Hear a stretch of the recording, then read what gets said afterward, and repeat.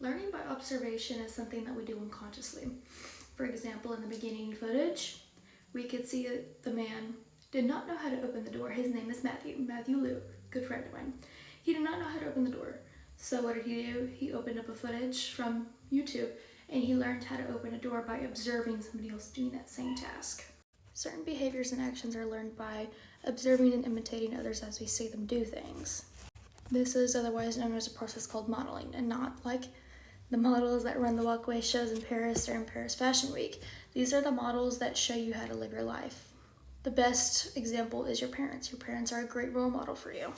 Everyone has role models in their life that at one point mentored them into shaping a belief system of what's right and wrong.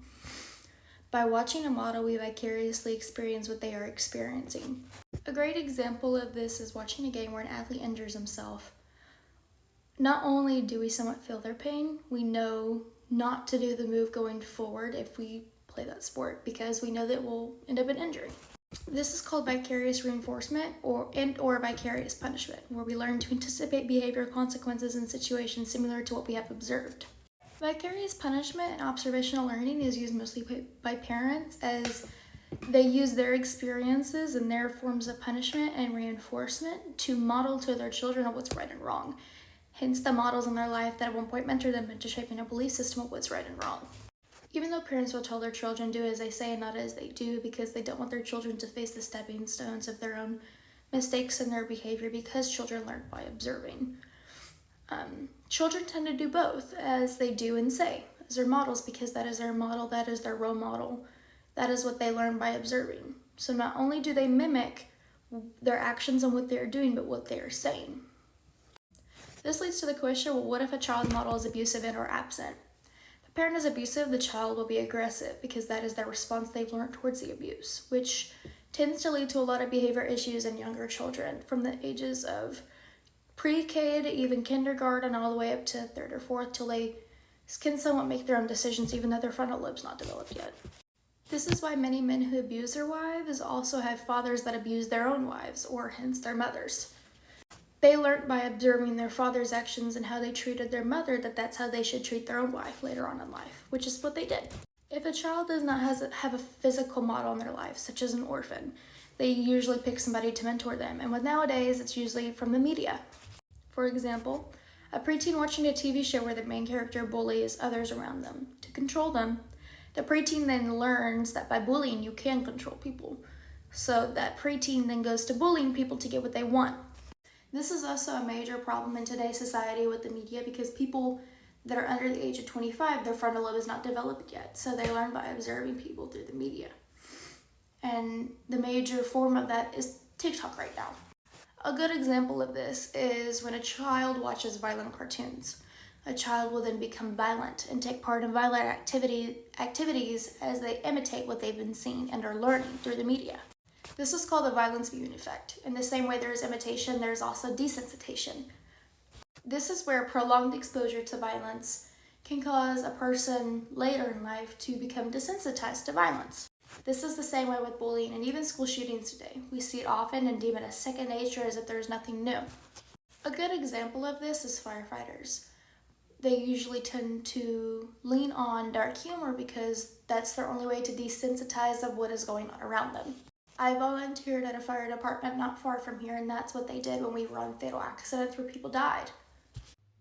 In this video, there's a dog on top of the table that the dogs saw jumped onto the table, essentially.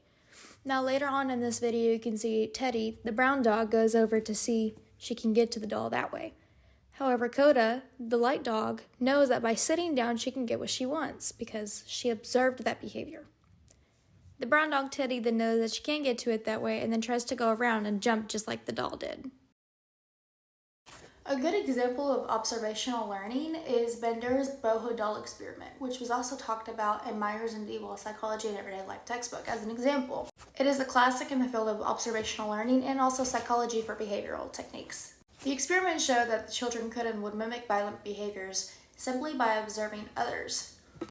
This experiment was done in 1985 by Bender, and his research showed children a video where a model would act aggressively towards an inflatable doll by hitting, punching, kicking, and verbally assaulting the doll. The end of the video had 3 different outcomes. Either the model was punished for their behavior, rewarded for it, or there was no consequences. After the researchers watched the behavior the children inflicted, the researchers then gave the children a boho doll that was identical to the one in the video that the adult had. Now, through the researchers found that children were more likely to mimic violent behaviors when they observed the model receiving a reward or when no consequences occurred. This is also another example of in today's society, if a child or anybody of authoritative figure does something of violence or does something in general and there's no consequences, they just keep continuing to do it because they know that there's nothing to apprehend them. Alternatively, the children who observed the model being punished for their violence showed less violence towards the doll. This next clip is a video of the boho doll experiment. Flung it in the air.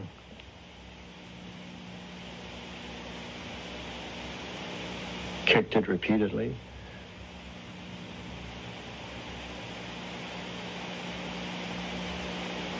Threw it down and beat it.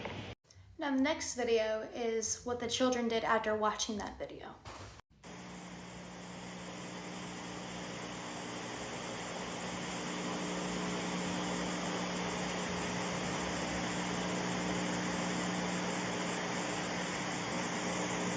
Unfortunately, I could not find the extended version of the video where it shows the positive outlooks on the child where the child does not inflict violence towards the doll. However, we do know that observational learning could be used for both good and bad behavior. Thanks for watching.